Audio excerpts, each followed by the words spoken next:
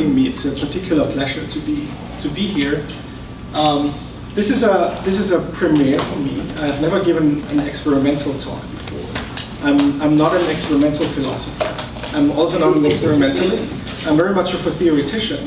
When Caroline invited me, she told me, well, this is broadly about experimental philosophy. And at first I thought, well, what should I talk about? I'm not an experimental philosopher. Luckily, I've done some experiments in collaboration with the people you see on here, where most of the work was really done by the other two people here. The main contributors were these two people here.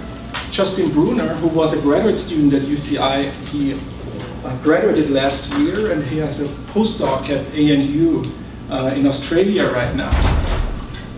He's a very good and original young philosopher who is doing experimental work among many other things. Hannah Rubin is my current graduate student at UCI. She's mainly interested in philosophy of biology, but she's also interested in doing experiments. And the two of them did a course on experimental economics at Irvine and got interested in experimental economics after doing that course. And we thought, well, we have these, in Irvine we have been working on signaling games, kind of very broadly conceived for many, many years. And some economists have done experiments on signaling games before, but not quite in the way we would do it. Because in the meantime, we've gained much more knowledge about certain theoretical properties of signaling games that lead to fairly specific and much more specific predictions than were around originally. And my contribution to this work is mostly on the theoretical side. So I did a lot of theoretical work on the mathematical models of signaling and their properties under learning dynamics and evolutionary dynamics that led up to these conclusions that we tried to test in the lab in the last couple of years. So this is my main contribution. Kaylin O'Connor is a colleague of mine at Irvine. She's an assistant professor. She's also doing game theory and is also interested in experimental economics. But as I said, most of the work was being done by the students, as is very often the case. Okay, so let me give you some kind of little background on signaling games first, and where it comes from and what kind of problem it is supposed to describe or to solve. I will focus here first on the kind of philosophical side of these problems, and I'll explain later that this also has to do with things people are interested in evolutionary biology and in economics. So this really goes back, so the problem really goes back a long time, because the view that language is conventional has been around for a very long time. You can find traces of this in the writings of many, many philosophers. And it comes very natural to us, right? If we say things like dog, it's very easy for us to think about situations or think about a possible society that would not call a dog, but something else. So it seems at least at first sight that there are certain conventional aspects in human languages, right? We can call things differently and still be able to communicate if the changes that we make are being done systematically. Now this view was challenged as well by some philosophers, especially in the 20th century. So here's one quote from Russell's The Analysis of Mind from 1921 that brings out the basic problem pretty clearly, I think. So Russell writes about this view that language consists, or at least partly consists, of conventions. That he tries to think about the question, well, how did these conventions arise? And he brings in the idea that, well, it might not be so easy to explain this in a scientifically respectable way, because we can hardly presuppose a parliament of hitherto speechless elders meeting together and agreeing to call a cow and a wolf a wolf. So what's the basic problem here? The basic problem is that in order to explain language conventions, we have to presuppose that there are already other conventions in place. So if you in this room here are the elders that come together and try to determine how we should call things, how should you determine that? Well, you have to talk about it. So there must already be some kind of language in place, which means that there must already be some kind of language conventions in place to explain the new conventions. So it seems that language conventions are not really explanatory, right? We can think about it in this way, but it doesn't really give us any great insight into what's going on. in how language emerges and how meaning emerges. And this was exactly the point Quine was trying to make a little bit later. So Quine was famously very skeptical of notions like meaning and content and everything that had to do with that, because he didn't think it's really scientifically respectable to use that way. And he was reacting to what some thought was a kind of fairly radical approach to questions of meaning by the logical positivists. Rather, the logical positivists thought of language, also of scientific language, as being basically conventional. So, scientists get together and they design their terminology, and they do it for various pragmatic reasons, but they come up with some language. They might also come up with some other language. It might be better or worse in certain respects, but still, there's a pragmatic aspect in order to develop a scientific language. But there are certain conventional aspects about that. The logical positivists went much further than that. It was much more radical. They also thought of the rules of logic or rules of inference as being conventional. Carnap thought, well, you can have all kinds of different logics, all kinds of different rules of inference, systems of rules of inference. You should put them on the table, and they should somehow fit the endeavor that you're about to undertake. And there are certain pragmatic considerations about that, but still, you start with a conventional system for rules of inference. And Quine attacked this, basically, and based on various arguments, but one was the argument that was already expressed here by Russell, that you can think in terms about, you can think of language in terms about conventions, you can think of logic in terms about conventions, but it doesn't really give you anything new because it's based on other conventions that you have to presuppose to get the process started. So that's the kind of the basic philosophical problem that led this person here, this guy here, David Lewis, to write his dissertation. David Lewis wrote a dissertation under Quine's direction in Harvard. The dissertation was published in 1969 as a little book called Conventional Philosophical Study. And that's a really great book. I think everybody should read it because it's a very, very nice book to read to begin with. And it contains a lot of rich details about all kinds of questions surrounding the topic of conventions. What's most important for me here is that David Lewis introduced signaling games into this picture. So what David Lewis wanted to do, David Lewis wanted to give a development, an approach to conventions that circumvented this Quinean skepticism that this is not really a good approach to begin with. So what Lewis wanted to give was an account of convention that explains the emergence of conventions without presupposing that there are already other conventions around. So the idea would be to develop a formal framework where conventions can somehow arise spontaneously out of the interactions of the participants without them necessarily already having some conventions in the background. And to a certain extent, Lewis succeeded, but there were still a couple of problems. The biggest problems the biggest problem was that Lewis presupposed the game theory of his day, which is classical game theory, and it's pretty well known among game theorists that classical game theory presupposes a lot of apparatus in the background to get things started.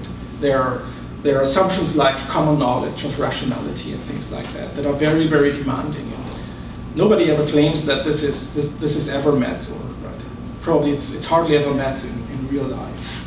So this led other people then later in philosophy, like Brian Skirms here, to revisit Lewis's account of the emergence of signaling conventions within a game theoretic framework, but now based on a different kind of game theory. Not on classical game theory anymore, but now on game theory where you do not presuppose players that are extremely sophisticated, that know a lot about each other, and that are able to conceptualize each other in this very detailed way to begin with. The game theory Brian Skirms presupposes in his 1996 book. This was evolutionary game theory, where you have agents interacting with each other, agents that might not have any rationality at all, right? They might also, you might also view them as a kind of automatons that execute strategies according to some program that guides them to do that. You don't need them to, you don't need to think about them that way, but it's a possible interpretation of the whole process. There were some people before Brian who viewed things in that direction. Brian really brought this together with certain results that were developed by evolutionary game theory, mostly mathematicians, a little bit before Brian published his book, that had to do with the application of dynamical systems to game theory. I'll talk a little bit about that in just a moment. But this is somehow the rough timeline of how the signaling game framework developed and the philosophical underpinnings of it.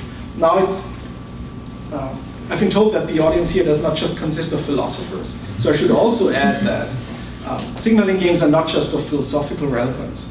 They are also interesting to, for instance, evolutionary biologists studying animal communication.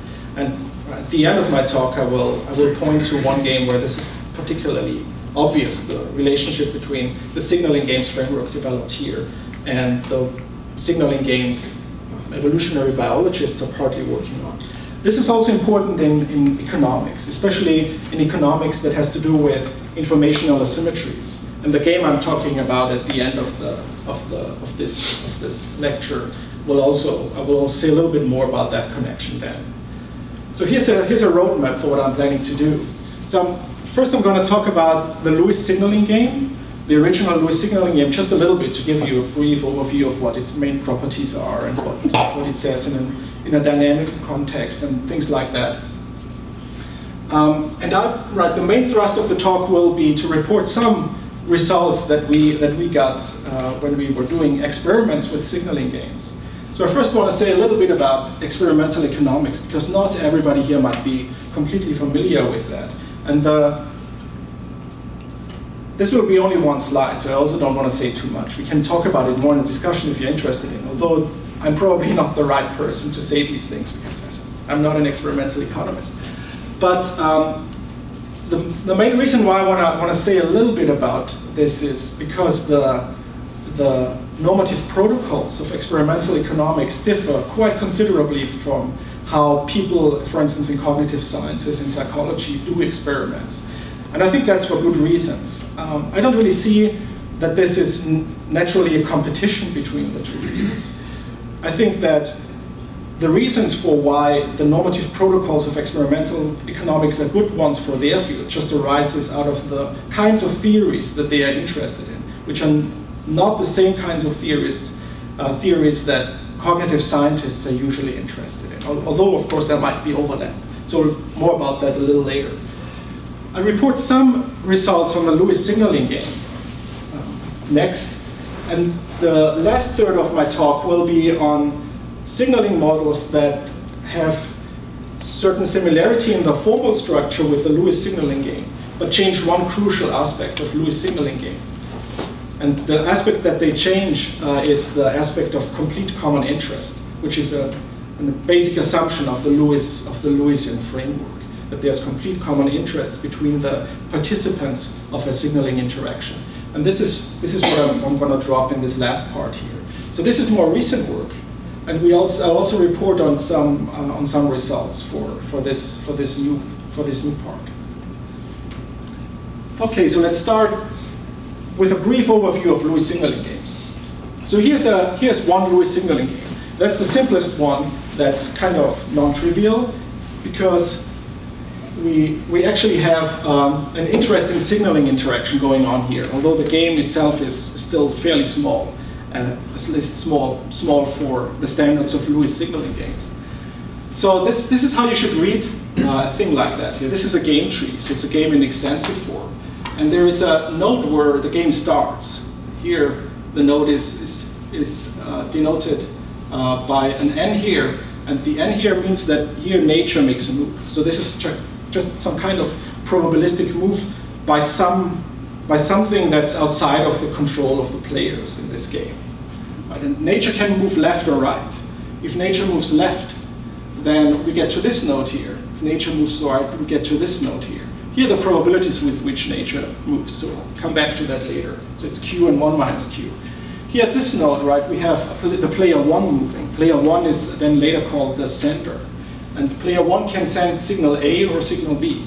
right, at both nodes. Right, and then we either move up or we move down. So we find ourselves at this node or this node if we move up, or this node if we move down. But suppose we are here. Here player 2 moves. And the dotted line that we have here indicates that player 2 cannot distinguish whether she's here or here. So this just illustrates that player 2 only has information about the signal that was sent, signal A, but not information about the state of nature that obtained after the first step.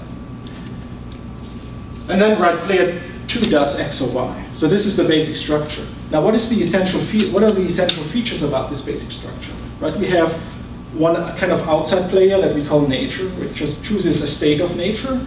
We have a sender, a first player, that can observe the state of the world and then send a signal.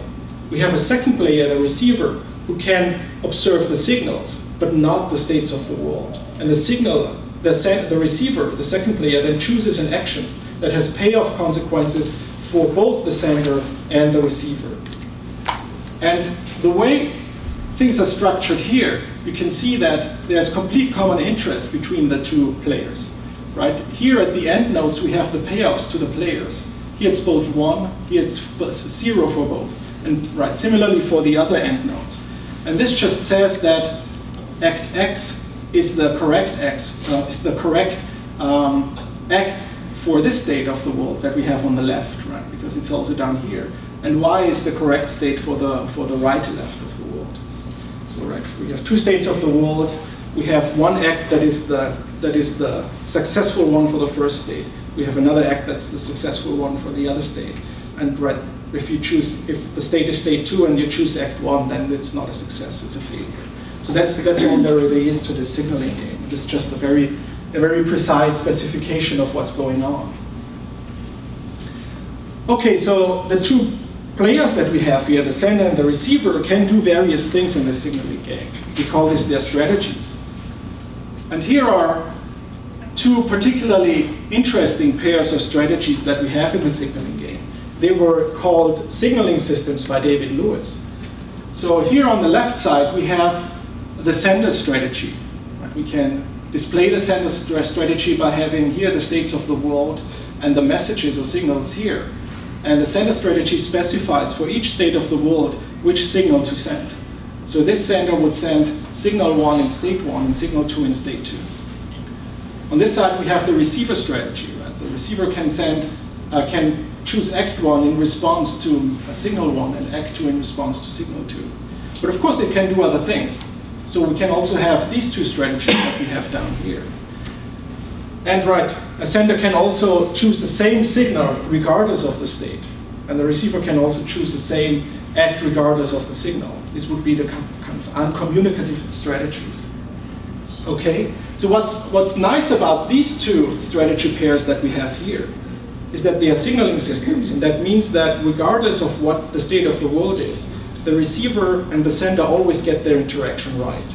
They always get the best payoff, regardless of the state of the world.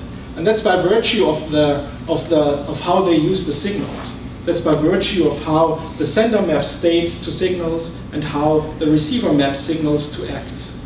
It somehow fits together. And that's what makes these into what Lewis calls signaling systems. And Lewis viewed these two signaling systems as the language conventions of the simplest kind of Lewis signaling games that we saw on the earlier slide. So they have all kinds of nice theoretical properties, right? They are strict Nash equilibria and so on. But you can see already here, right, the intuition is that, well, they fit together and they always get the best possible payoff. So it doesn't pay off for one of the players to move away from one of these configurations unilaterally. Since we have two of them, right, we have two of these strategy pairs. We have two signaling systems. This brings in the idea of conventional meaning. Here in this first signaling system, we could say that message 1 means state 1, because that's how the sender uses it, and the sender uses it successfully. Here in the second signaling system, we could say that signal 1 means state 2. But again, these guys are they are totally successful, as are these up there. So the meaning of the signal somehow arises out of the interaction of the two players. And what a signal means depends on how they coordinate with each other. That's basically the Lewisian idea.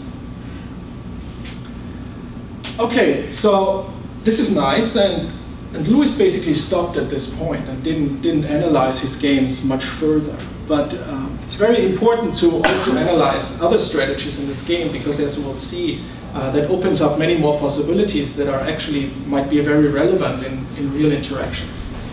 So we also have what is usually called in the literature pooling equilibrium. So right here we have two uncommunicative players. The sender maps both states on message 1. The receiver maps both messages on act 1. Here we also have another kind of pooling equilibrium. A pooling equilibrium is also a Nash equilibrium, meaning that as long as one player, right, for instance, as long as the sender pools, the receiver cannot do better by choosing a non-pooling strategy, and the other way around. So it's still a Nash equilibrium. It's not a strict Nash equilibrium, so it's not quite as good as the signaling systems, but still it's kind of stable in a game theoretic sense.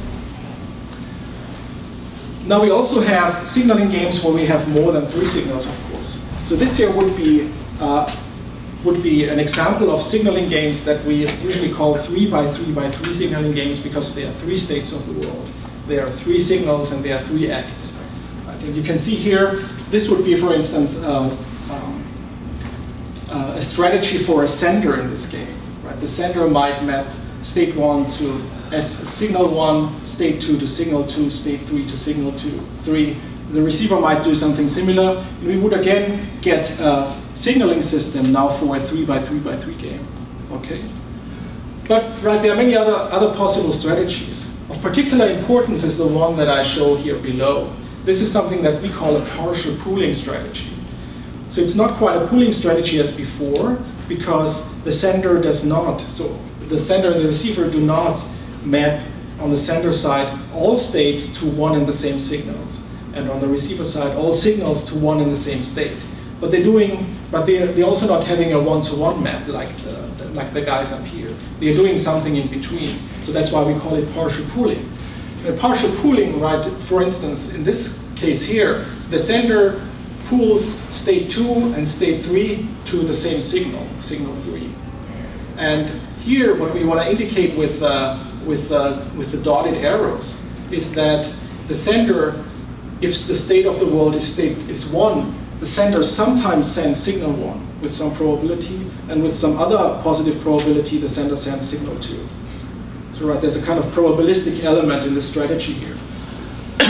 For the receiver, it's similar, right? The receiver pools state 1 and 2, and for 3, the receiver chooses a probabilistic act. Sometimes, as a response to signal 3, the receiver chooses act 2, and sometimes chooses act 3. So it's not exactly the same as pooling, so it's not totally uncommunicative in a kind of intuitive sense, but it's also not totally communicative like the one-to-one mappings. It's kind of in between. And we'll see that these guys are particularly important when one takes a closer look at the Lewis signaling game framework. I'm out of battery, so I'll continue with that here. Okay. So one can do, it's fairly straightforward to do an equilibrium analysis of the game and find the Nash equilibrium and so on. And we mentioned part of that. Probably the most important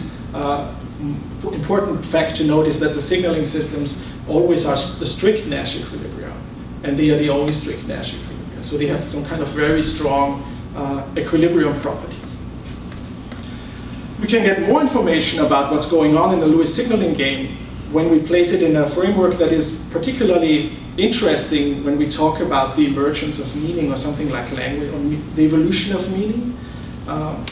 We can view this embedded in a process of learning, or embedded in an evolutionary process where the players are not just playing the signaling game one shot, right? And I'm playing the signaling game with Peter one shot, and I'm choosing my strategy and Peter chooses his strategy, and then we get a payoffs and it's over. Right, the kind of a more appropriate framework when we talk about the evolution of meaning is to envisage a process where this game, the Lewis signaling game, is played over and over again. And you have players that are either adjusting to their experiences in a learning, with the help of a learning process, or you have players that are kind of reproducing, right, within a population according to some selection process. And the basic model for these situations still is, for good reasons, the so-called replicator dynamics, which comes from the mathematics of evolutionary theory, but it's also applied sometimes in context of cultural evolution. You can derive it from many different kinds of assumptions. I'm not going to go into that, but it's a kind of very robust and basic model of evolutionary change that allows for different kinds of interpretations. Now, in this, the replicator dynamics, the basic idea of the replicator dynamics is that we look at all the strategies that are available to the players, and we envisage a population where each of these strategies is represented by some part of the population. So some part of the population plays strategy A, some part of the population plays strategy B, and so on. And the replicator dynamics just describe how the frequencies of these different parts of the population change over time. And the basic idea is that the relative frequency of a population, of a strategy in that population increases if it has above average fitness or above average payoff, and it decreases if it has below average payoff, right? And it stays the same if its payoff is the same as the average in the overall population. That's kind of one way to describe the basic idea of a selection process, be it a natural selection process or some other kind of selection process. Okay, so if we do the analysis of the Lewis signaling game for the replicator dynamics, which takes some work to do, mainly because the Lewis signaling game has a lot of strategies. So I showed you the simple cases where we have 3 signals or 2 signals. In the case of 2 signals, there are only 4 sender strategies and 4 receiver strategies.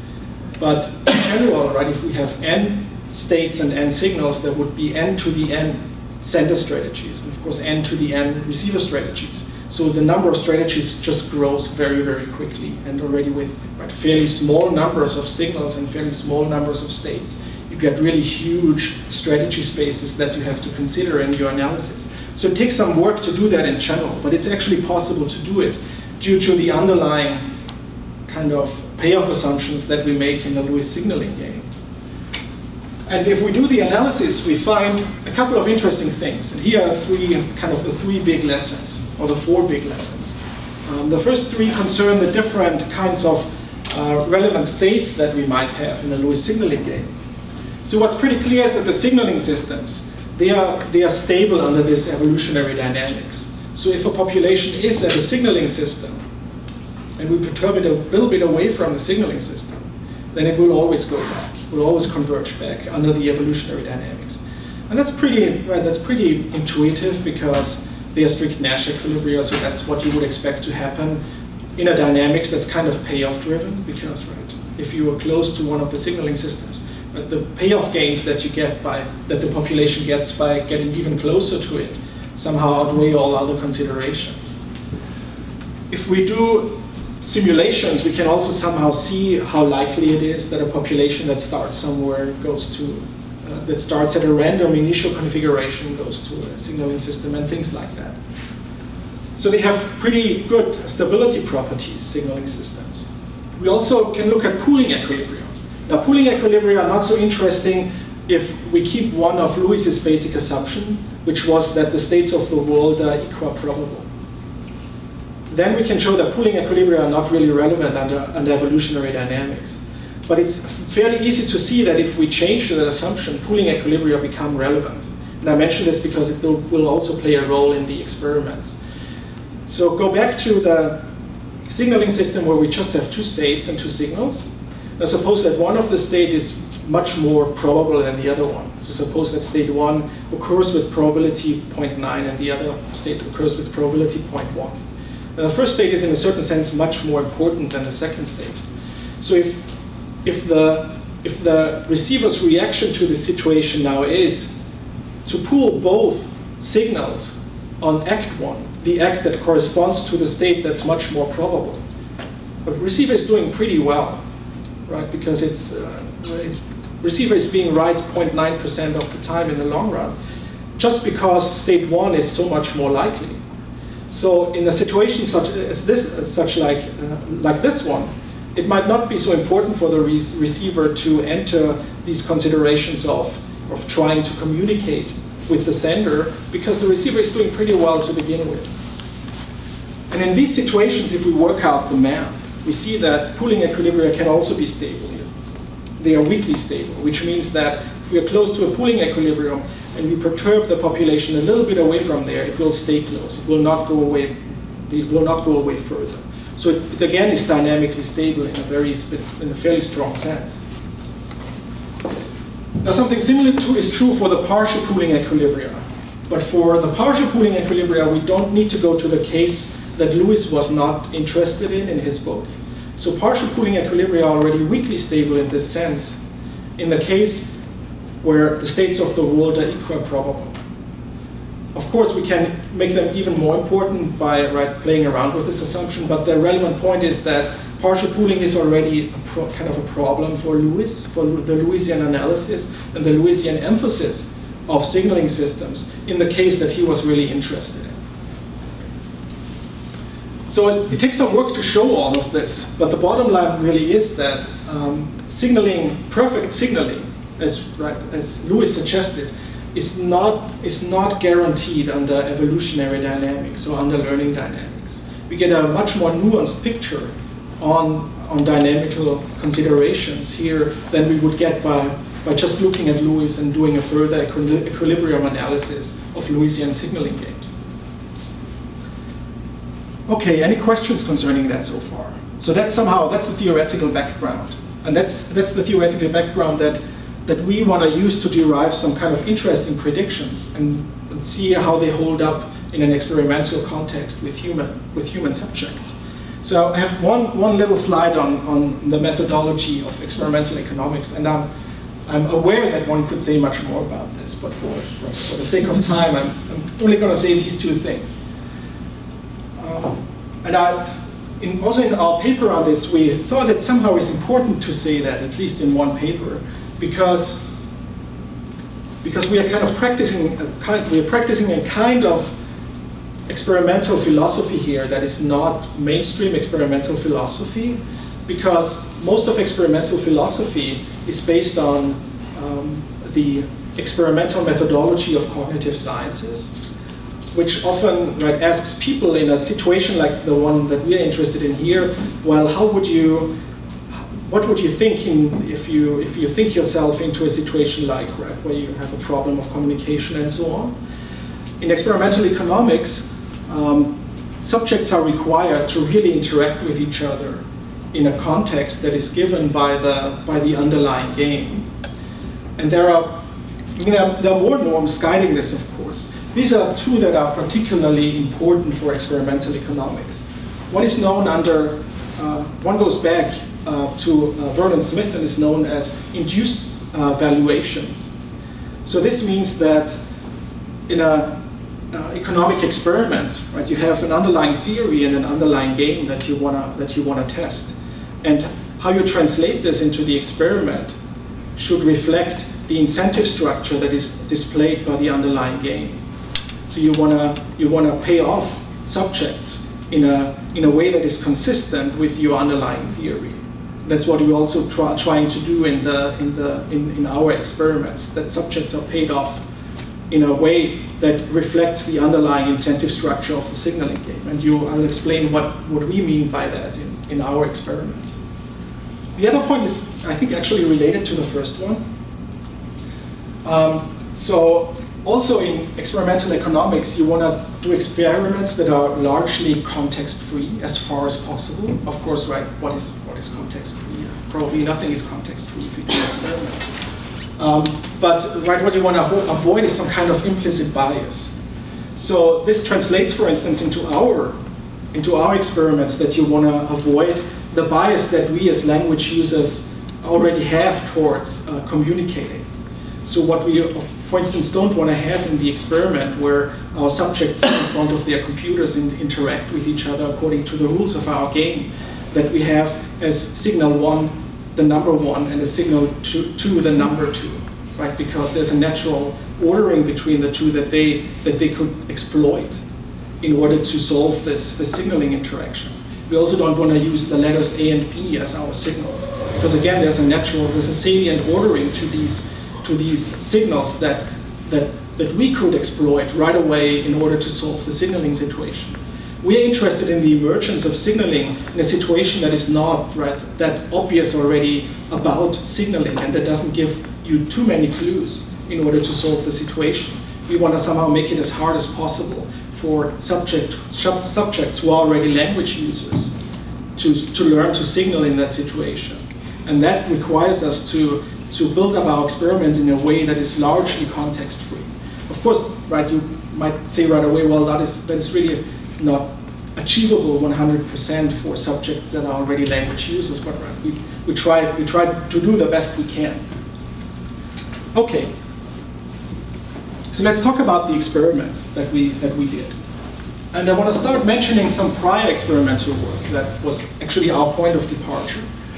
So there's one paper, and actually there's two papers. This was the first one by Andreas Blum and co-workers that was published in the American Economic Review in 1998 on experiments with the Lewis signaling game, the one that I showed you first. That was the game with 2 states, 2 signals, and 2 acts.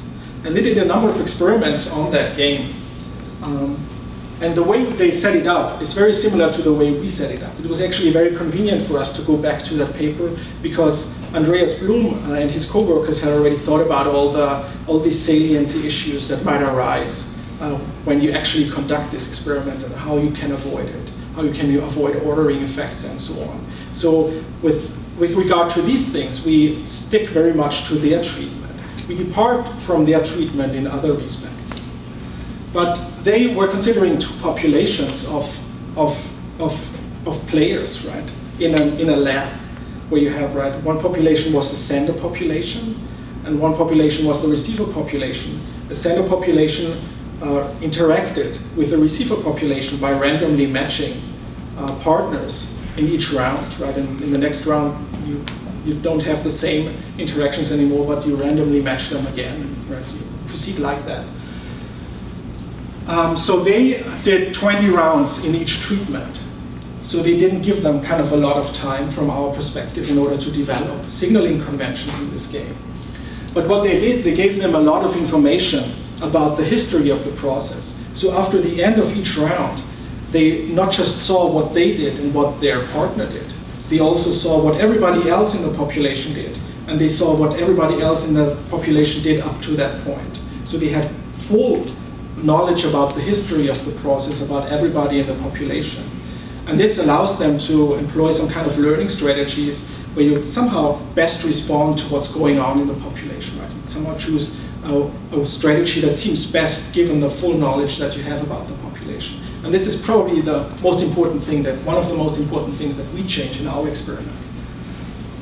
And they only considered one signaling game, the 2x2x2 signaling game where nature is unbiased. So the kind of nicest case that you have among the Lewis signaling games for the emergence of signaling systems. Because we know for exactly these games, the replicator dynamics only converges to the signaling systems and not anywhere else. But this is really an exception because as soon as you change the game just a little bit, this result falls apart. So they actually considered the nicest case from a theoretical perspective. And the result is that usually you have fast convergence to signaling within 20 rounds, so pretty fast. And it seems that history helps a lot because they did one treatment where they did not give the players full information about the history of play in the whole population, but only about themselves and the other player. And there they didn't really converge within 20 rounds. Okay. So in our forthcoming paper, we changed a couple of things. We kept the basic structure. So we also have 2 populations: sender population consisting of 6 players, receiver population consisting of 6 players. They play the game repeatedly. Each time they are randomly matched with each other and so on.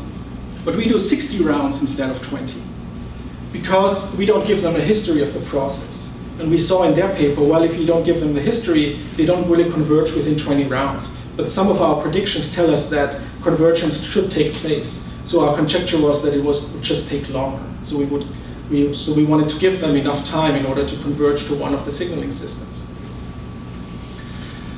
So we also consider other games. We don't just consider the nicest game where you have the 2x2x2 case with unbiased nature.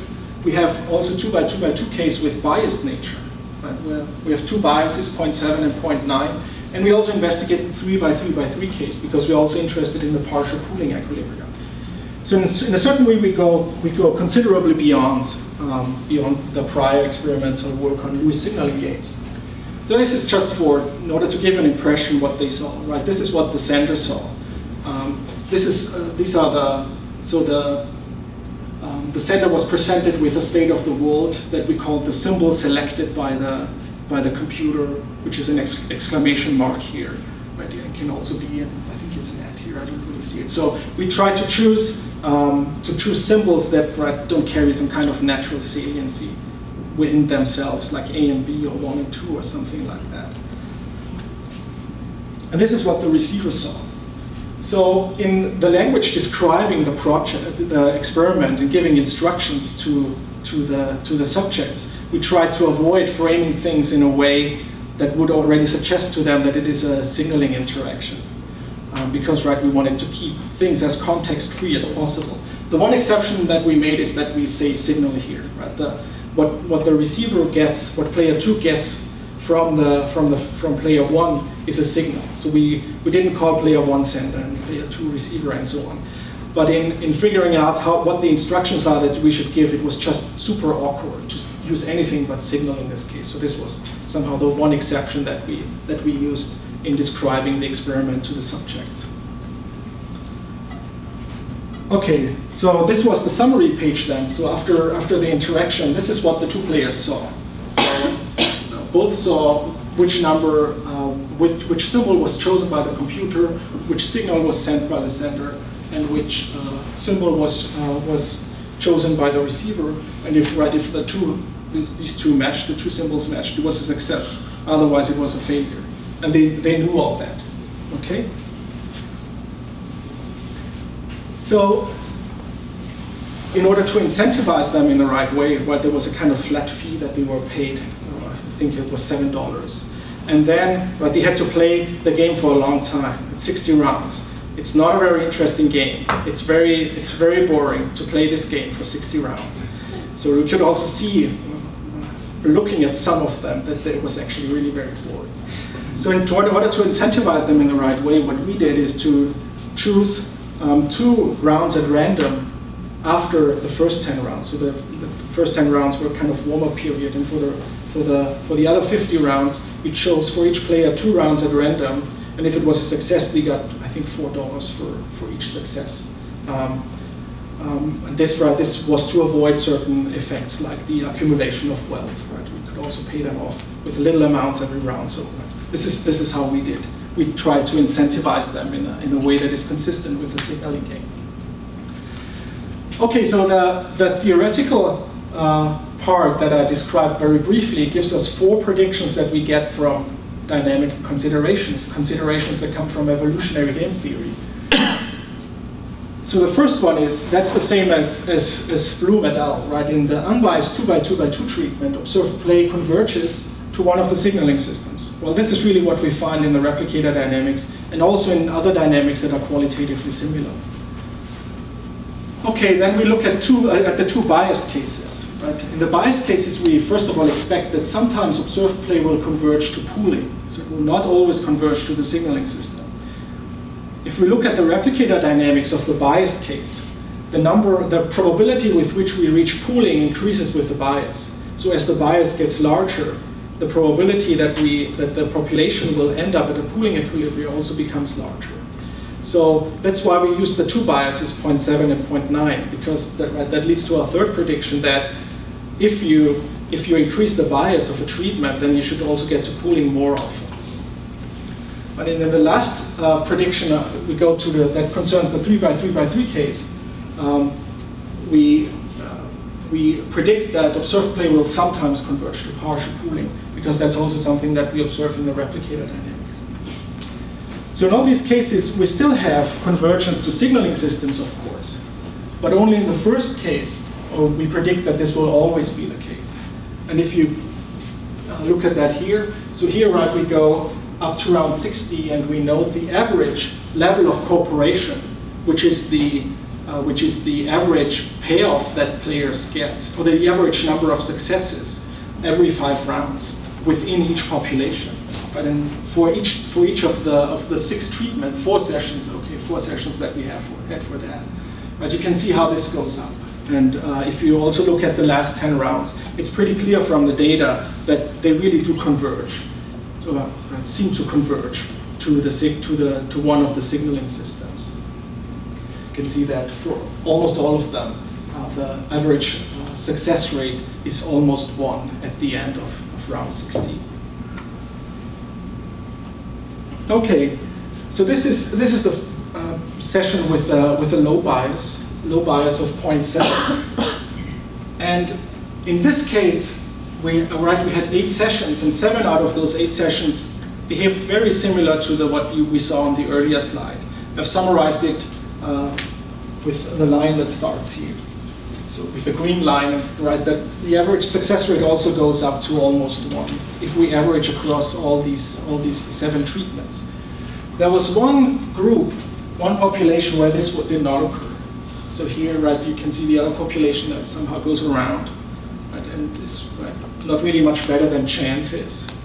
And this is the pooling group. So if you look at the strategies that these guys are actually playing, this really resembles a pooling equilibrium.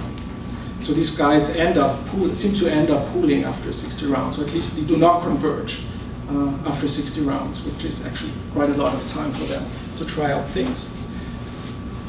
And this gets even more pronounced if we move to the 0.9 case. So in the 0.9 case, right, you again have populations that converge to one of the signaling systems. But you have also more population than in the previous case who show this other behavior, right, where the receivers actually pool. So they pool everything.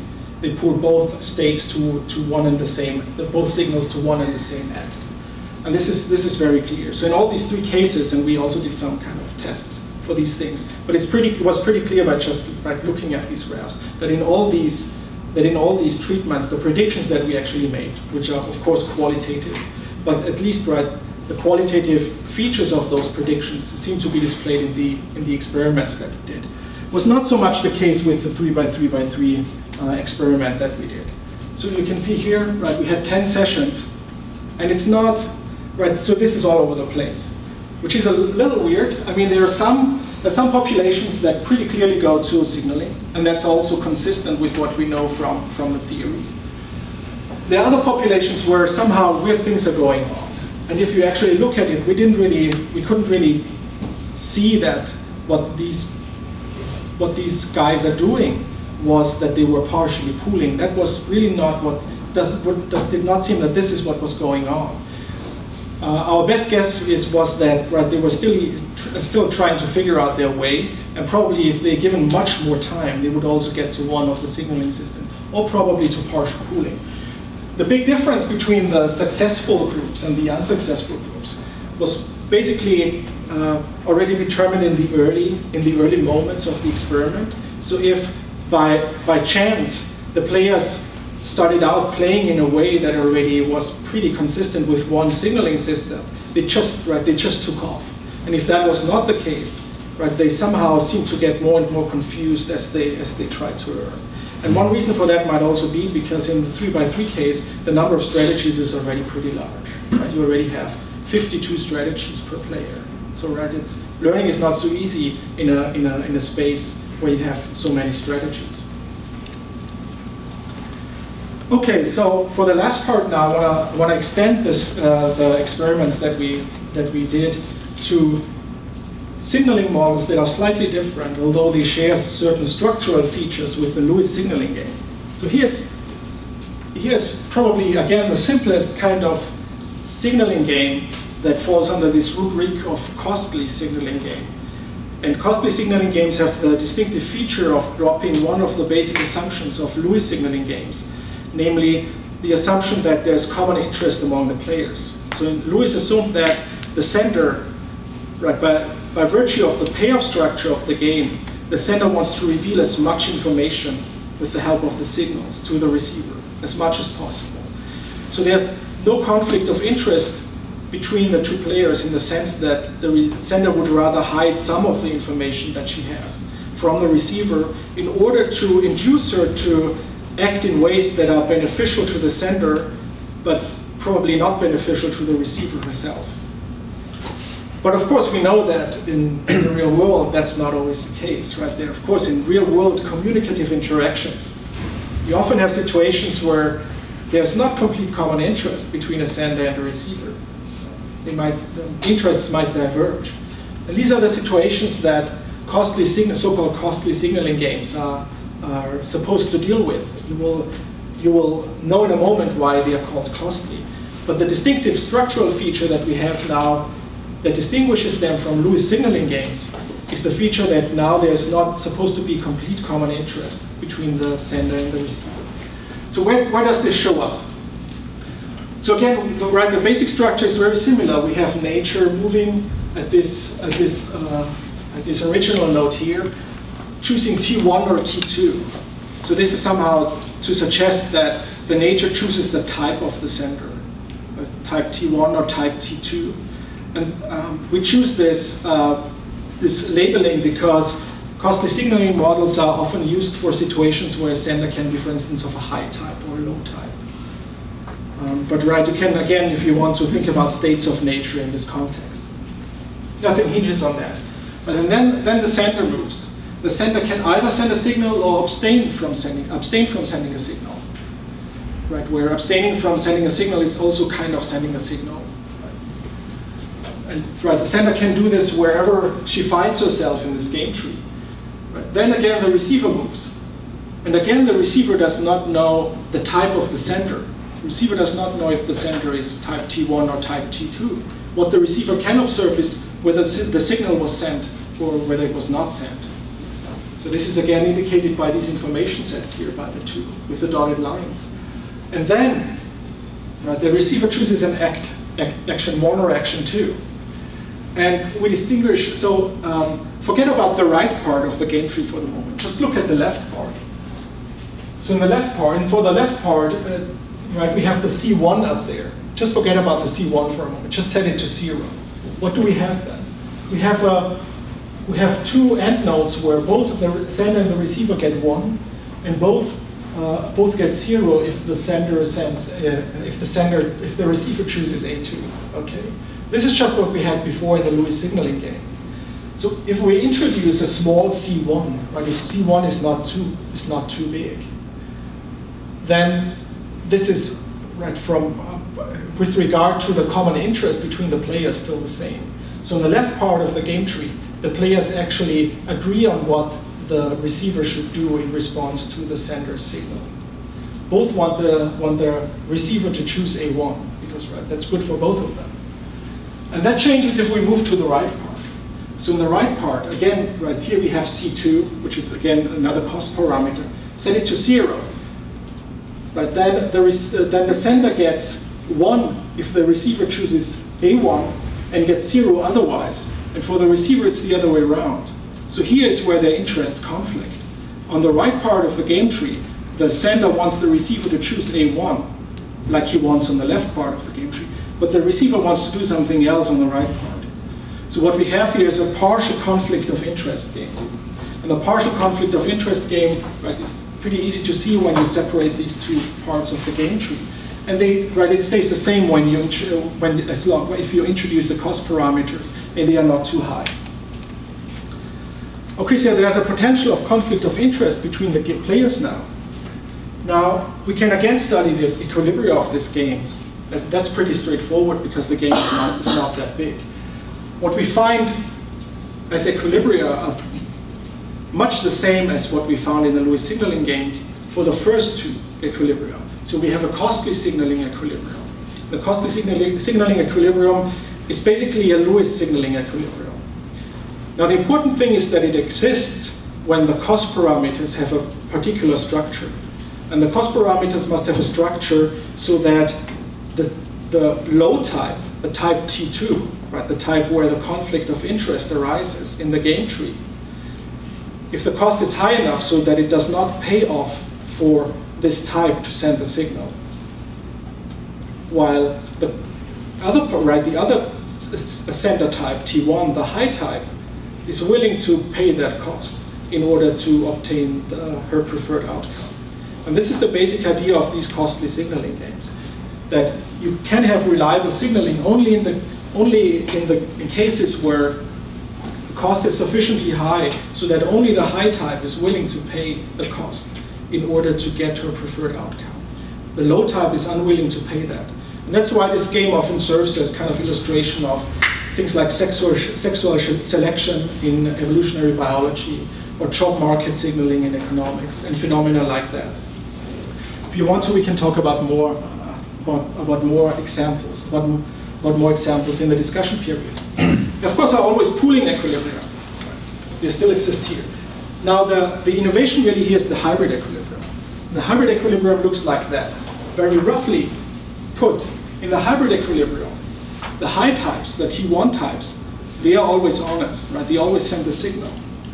And the low types, they are sometimes honest, right? They sometimes do not send the signal, and thereby reveal that they are low types. And sometimes they are dishonest, sometimes they send the signal. The receiver reacts to that by interpreting not sending the signal always as appropriate for the low type. And if you get the signal, you sometimes do what the high type wants you to do, but sometimes you do what you should do if you don't wanna do what the low type wants you to do. So this is very roughly put. This is an equilibrium that illustrates something that we all know from our lives, that people sometimes tell the truth and sometimes they don't, and sometimes you suspect somebody not telling the truth and you don't do what he wants you to do, and sometimes you don't. But this is the corresponding equilibrium for this.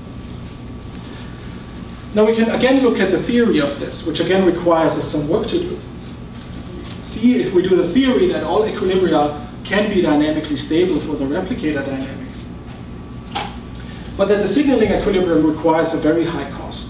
And that's been an especially big problem in the biology literature, because whenever field biologists did field studies with this theory in the background, with costly signaling theories, the costs that were measured were way too low. They were really negligible in order for the theory to be applicable here. And what we propose is that the hybrid equilibrium is a low-cost alternative. So the costly signaling equilibrium only exists if the costs are sufficiently high. The hybrid equilibrium exists even when costs are low, and allows some partial information transfer from the sender to the receiver, even though that is not perfect. And that's why we think that the hybrid equilibrium might be relevant for animals, but probably also for humans. And that's why we wanted to do this second set of experiments that are kind of a little different from what we did before. So very briefly, a couple of minutes on this second set of experiments. So we didn't, there are many things we could look at here now. We were interested mostly in one. We wanted to see, does the hybrid equilibrium show up in these experiments? And that's not so easy to do, because think back to the hybrid equilibrium. There are probabilities involved. In the hybrid equilibrium, both sender and receiver use kind of probabilistic strategies. So the distinctive problem that we have here now is how to distinguish the outcomes that we get from just noise, We could see something as a hybrid equilibrium, but it's really just noise that's around in the experiment. So how should we do that? And the way we felt was one possible way to deal with this problem is to do actually two treatments, one experimental treatment where we set up the game in a way that would predict the hybrid equilibrium as the information transfer outcome, and a control treatment where we set up the payoffs in a way that would predict the costly signaling equilibrium as the information transfer outcome. And we think that's a good way to do it, because when we compare the hybrid equilibrium to the costly signaling equilibrium, there are very, very clear and straightforward predictions that we get when we compare the two. So for instance, first prediction, in the control treatment, low types will never signal, and in the experimental treatments, low types will sometimes signal. Well, if in the control treatment, people converge to the signaling outcome, In the signaling outcome, the low types do never signal because the cost is too high. Whereas in the hybrid outcome, they do sometimes signal. So this is a qualitative prediction that we get by comparing these two kinds of treatments. Second prediction. In the control treatment, signals will always be identified with high types. And in the experimental treatment, the signal will only sometimes be identified with high types. Right? That's also something, a qualitative prediction that arises out of the comparison between the two. Third one, there will be no difference between the control and experimental treatments with regard to high types choosing to signal, and a sender who does not send a signal being identified as a low type. Right? This is where the two equilibrium outcomes agree. Both in the hybrid equilibrium and the costly signaling equilibrium, for instance, the high type always signals. So this is where there should be no differences between these two treatments. And this is one where we only have to look at the experimental treatment, right? There are ways to see that a presence of a signal, right? The fact that the high type sent a signal in the experimental treatment will contain some information about the sender type. So here's some quick results some results that we got on that. Concerning the first prediction, right? Here it's pretty easy to see. So here we have the number of rounds. We again go up to 60 rounds to give them enough time to adjust. Here we have the percentage, on the y-axis we have the percentage of low types that do not signal. Right? And this goes up in the control treatment, and it goes down in the experimental treatment. This comes out pretty clearly according to our prediction. Also pretty clearly, not quite as clearly, but almost as clearly, is the result concerning the second treatment. So here we have again the rounds on the x-axis, and on the y-axis we have the percentage of time the signaler is treated as a high type. And this also differs in the two treatments after 60 rounds. Right, so these are basically the two results that we got in here. And the third result refers to these two columns here.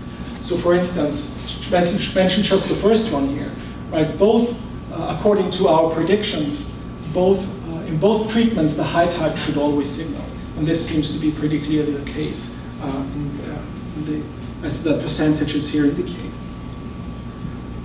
Okay, that's my last slide. It was a little quick, but for reasons of time, I should do this very quickly.